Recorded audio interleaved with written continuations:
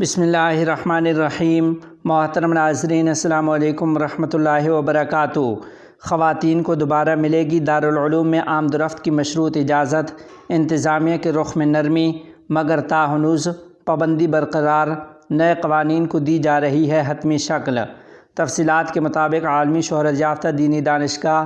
دارالعلوم دیوبند میں خواتین کی آمد پر پابندی تاہنوز برقرار ہے۔ حالانکہ اب انتظامیہ نے اس سلسلے میں نرمی اختیار کی ہے اور کئی نئے قوانین کو حتمی شکل دے کر خواتین کو دوبارہ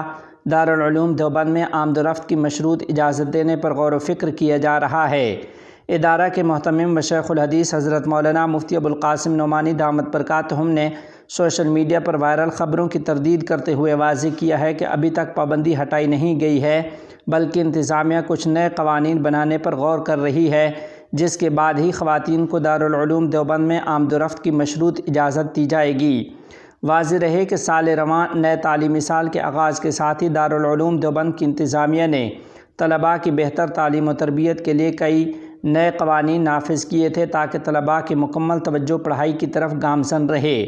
مگر ادارہ میں مسلسل آنے والی خواتین کی بھیڑ کی وجہ سے طلباء کی تعلیم بھی کہیں نہ کہیں متاثر ہو رہی تھی۔ اتنا ہی نہیں، کچھ خواتین بغیر پردے کے ادارہ میں آ کر ریل وغیرہ بنا کر سوشل میڈیا پر وائرل کر رہی تھیں، جو ادارہ کی بدنامی کا باعث بن رہا تھا۔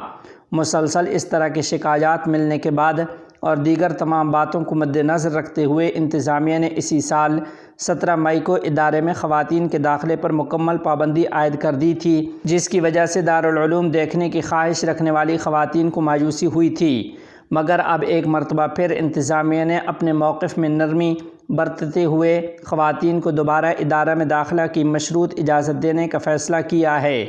حالانکہ ابھی اس فیصلہ کو عملی جامہ نہیں پہنایا گیا، بلکہ اس کی شرائط اور قوانین بنائے جا رہے ہیں۔ محتمم و شیخ الحدیث مولانا مفتی ابوالقاسم نعمانی دامت برکاتہم نے کہا کہ ادارہ میں خواتین کے داخلے پر تاہنوز پابندی برقرار ہے، مگر دوبارہ اس فیصلہ پر غور کیا جا رہا ہے اور اس کے لیے نئے قوانین بنائے جا رہے ہیں، جس کے بعد خواتین کو کچھ شرائط کے ساتھ ادارے میں داخلے کی اجازت دی جائے گی۔ بتایا جا رہا ہے کہ انٹری کارڈ لے کر محرم کے ساتھ ہی خواتین جہاں آ سکیں گی اور ساتھ ہی موبائل اور فوٹو اور ویڈیوگرافی وغیرہ پر پابندی رہے گی۔